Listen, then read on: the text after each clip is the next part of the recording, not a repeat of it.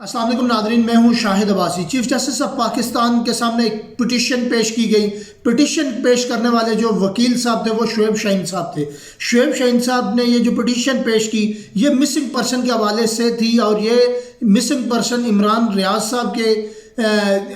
Behalf پہ یہ petition پیش کی گئی۔ اب یہ اس پٹیشن کے دوران چیف جسٹس آف پاکستان اور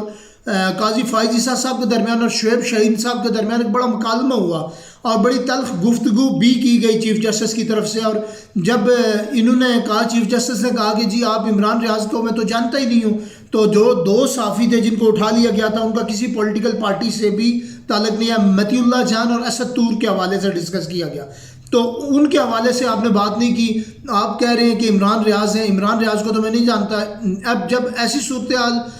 کورٹ کے اندر پیدا ہوئی تو چیف جسٹس نے یہ بھی ریمارکس دیے کہ جو یہ دو لوگ ہیں ان کا کوئی سیاسی کسی پارٹی سے ایفیلیشن نہیں تھی، تو آپ پک اینڈ چوز والا معاملہ نہ کریں کہ کوئی اپوزٹ پارٹی کا آدمی اٹھا لیا جائے اور آپ اس کے لیے نہ آواز اٹھائیں، تو جو آپ کی پارٹی کا آدمی اٹھا لیا جائے آپ اس کے لیے آواز اٹھائیں۔ تو اگر آپ نے کھڑے ہونا ظلم کے خلاف تو سب کے خلاف کھڑے ہو جائے۔ پھر ان کے بیہاف پہ جب بات کر رہے تھے تو چیف جسٹس آف پاکستان کی طرف سے خاصے کاؤنٹر کوسچن آ رہے تھے۔ وہاں پر یہ بھی پوچھا گیا کہ یہ جو عمران ریاض ہیں انہوں نے بتایا کہ ان کو کس نے اٹھایا اور کیا صورتحال تھی، تو اس پر بھی جو وکیل صاحب تھے وہ خاموش رہے۔ انہوں نے کہا کہ چیف جسٹس نے کہا اس کے اوپر عمران ریاض صاحب کی طرف سے کوئی بیان الفی آیا ہے یا آپ اپنے بیہاف پہ بات کر رہے ہیں، کس طرح سے ڈسکس کر رہے ہیں۔ لیکن چیف جسٹس کا رویہ جو تھا عمران ریاض صاحب کے حوالے سے بڑا ایک تشویشناک تھا۔ ان کا جو جھکاؤ تھا کسی اور طرف تھا، اور چیف جسٹس صاحب کی طرف سے ریمارکس جو دیے جا رہے تھے وہ کاؤنٹر دیے جا رہے تھے۔ اور پھر ایک اور بڑا یہ تشویشناک عمل تھا چیف جسٹس صاحب کی طرف سے کہ انہوں نے جو ہے تو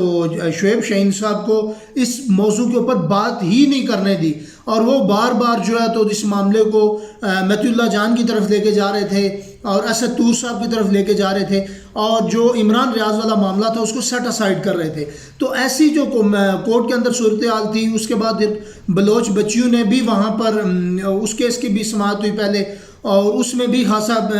ڈسکس کیا گیا چیزوں کو کہ بلوچ بچیوں نے کہا کہ 8 سال سے ہمیں اپنے بھائیوں کا نہیں پتہ،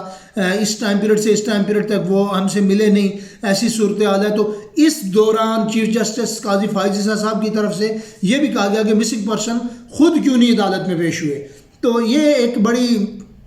عجیب سا آرگومنٹ تھا قاضی فائز عیسیٰ صاحب کی طرف سے۔ تو یہ عمران ریاض صاحب کے حوالے سے جو شعیب شاہین صاحب نے چیف جسٹس آف پاکستان کے ساتھ گفتگو کی، اس گفتگو میں